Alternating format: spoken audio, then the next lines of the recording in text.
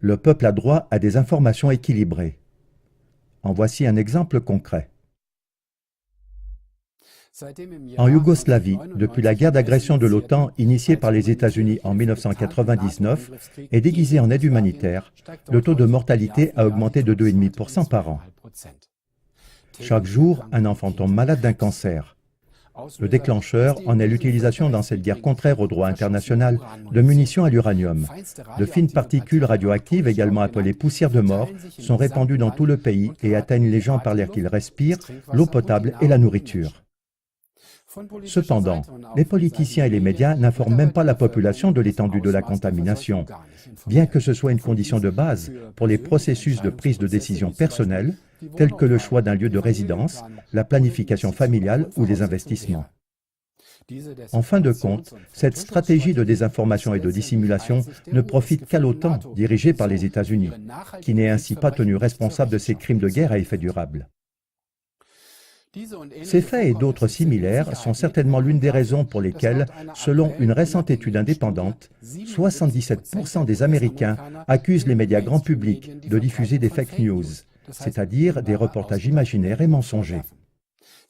Ils sont maintenant convaincus que des parties prenantes spécifiques alimentent délibérément le système de l'information avec de fausses nouvelles. Dans ce contexte, plus de la moitié des répondants ont déclaré qu'ils estimaient que les forces gouvernementales, qui ne sont pas élues mais simplement nommées, ont trop d'influence sur la politique intérieure et étrangère des États-Unis.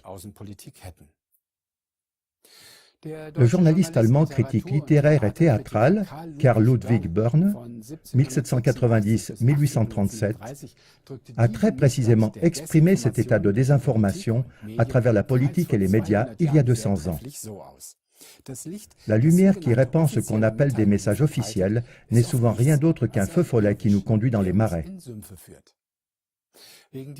En raison de ce besoin existentiel et du droit fondamental des gens à une information bien documentée et donc équilibrée, de plus en plus de gens sont incités à utiliser leur temps libre pour diffuser des nouvelles non censurées.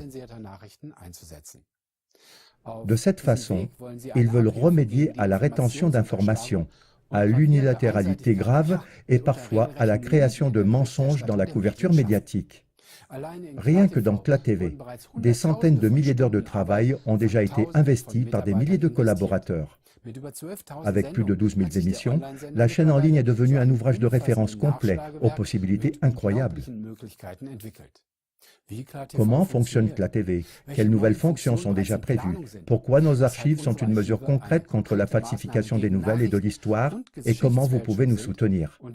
Vous pouvez le découvrir à travers notre émission, en langue allemande uniquement, CLA.tv en bref, -du 6, les autres archives.